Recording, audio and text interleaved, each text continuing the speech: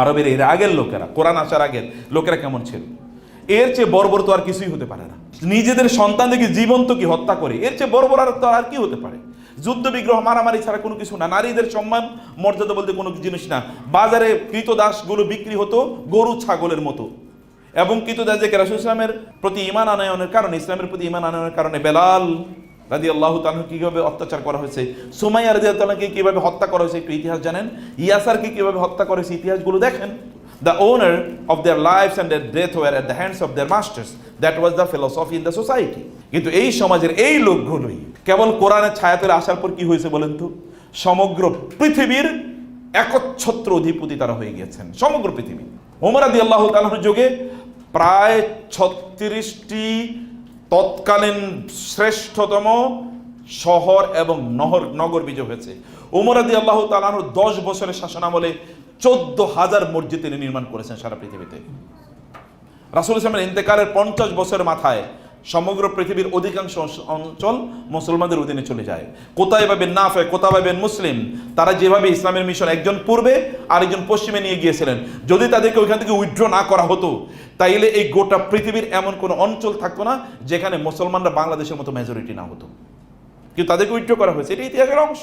কেন করা হয়েছে সেটা আমি আলোচনা করছি না, কিন্তু যদি তাদেরকে উইথড্র না করা হতো তাহলে যেভাবে তাদের মিশন নিয়ে তারা গিয়েছেন সেভাবে গোটা পৃথিবী চলতো। তাদের হাতে কি ছিল? তাদের হাতে কেবল ছিল কোরআন, তাদের হাতে কেবল কোরআন ছিল। উসমানীয় সাম্রাজ্য যে 550 বছর গোটা পৃথিবীকে পরিচালনা করেছে, এই যে এখন তুরস্কের ভিত্তিক যেটাকে উসমানিয়া বা অটোমান এম্পায়ার বলা হয়, অটোমান এম্পায়ার কেবলমাত্র একজন মায়ের অনুপ্রেরণায় তার সন্তান, তার নাম ছিল মোহাম্মদ বিন মুরাদ, মোহাম্মদ তার নাম ছিল, ছেলেকে মা কেবলমাত্র বললেন তোমাকে ওই যে ওই বিশাল একটা অঞ্চল দেখা যায়, এই গোটা অঞ্চলকে, এই যে একটা কন্টিনেন্ট দেখা যায়, গোটা কন্টিনেন্টকে ইউরোপের দিকে তাকিয়ে বলেন, মানে তুরস্কের দিকে, যে পুরোটাকে তোমাকে বিজয় করতে হবে। মা কিভাবে?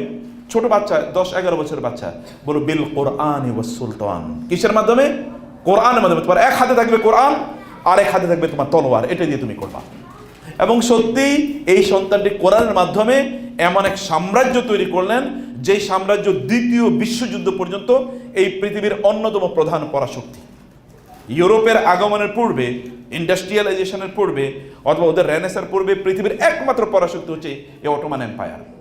এমন করে দেশ নেই যে আমাদের দেশেও দেখেন, এই যে 1900 এমনকি 21-22-এও আমাদের এই দেশে একটাই স্লোগান, হিন্দু এবং মুসলমানরা সবাই মিলে বলছে কি চাই? খেলাফত, খেলাফত, খেলাফত চাই। খেলাফতের আন্দোলন, খেলাফত আন্দোলন আপনারা দেখবেন এর উপর বই আছে। খেলাফত আন্দোলন যেটা হয়েছে, এই খেলাফত মানে হচ্ছে আমরা তুরস্কের খেলাফত চাই, আমরা ব্রিটিশদের অধীনে থাকতে চাই না, আমরা তুরস্কদের অধীনে থাকতে চাই, এটা কিন্তু এখানকার হিন্দুরা পর্যন্ত দাবি করেছে ওই সময়। এটা কিসের উপর ভিত্তি করে? ওই যে বেল কোরআন আপনাদের এবং আপনাদের সন্তানদের হাতে থাকুক।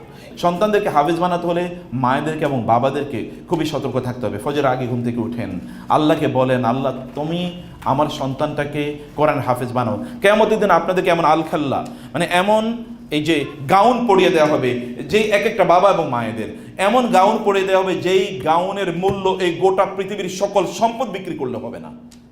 এরকম গাউন কি এমনিই পাওয়া যায়? এর জন্য আপনাকে কোনো কষ্ট করতে হবে না। 10 টাকা ইনকাম করার জন্য দৌড়ানো লাগে, আর একটা গাউন, এটা বিলিয়ন না ট্রিলিয়ন ডলার বিক্রি করলেও একটা গাউন কেনা যাবে না। ওই রকম গাউন এমনি আপনি পেয়ে যাবেন, তার জন্য চেষ্টা করতে হবে না, কষ্ট করতে হবে। আর্লি ঘুম থেকে উঠেন, ফজর আগে ঘুম থেকে উঠেন, ওরা কোরআন তেলাওয়াত করুক আর্লি ইন দ্য মর্নিং, এই কাজটা আপনার করেন।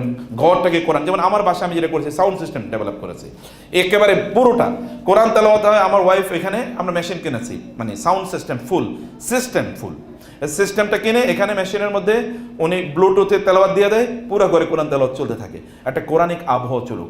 আপনার এটা না, সমস্যা কি? ডাইনিং টেবিলে মধ্যখানে যেখানে ইউটিউব থেকে সবচেয়ে সুন্দর তেলাওয়াতটা মোবাইলে জোরে চালিয়ে দেবেন, অথবা একটা আলাদা সাউন্ড বক্স কেনেন, এই সাউন্ড বক্সের চলুক সারা ঘরে কোরআন আওয়াজ ছড়িয়ে পড়ুক, ওদের মধ্যে কোরআনের ভালোবাসার ওদের মধ্যে তৈরি হয়ে যাক, ওরা যেন কোরআন ভালোবাসে। বই কেনেন কোরআন, ওদের জন্য কর্নারকে করে রাখেন, ওই কর্নারে ওরা কোরআন, ওদেরকে নিয়ে বাজারে যান, বুক স্টলে কোরআনে কি বই ওদের পছন্দ হয়, ওরও এগুলো পড়ুক, ওরও এগুলো জানুক। কোরআন যেন আমাদের গোটা জীবনকে জুড়ে রাখে, কোরআন যেন আমাদের গোটা জীবনকে আলোকিত করে। আল্লাহ সুবহানাহু ওয়া তাআলা সেভাবে এই আয়োজনটাকে কবুল করে নিন। আমি কেবল আপনাদেরকে ইন্সপায়ার করলাম, কারণ যদি আপনার কোরআনকে ভালোবাসেন, your children are bound to love the Quran.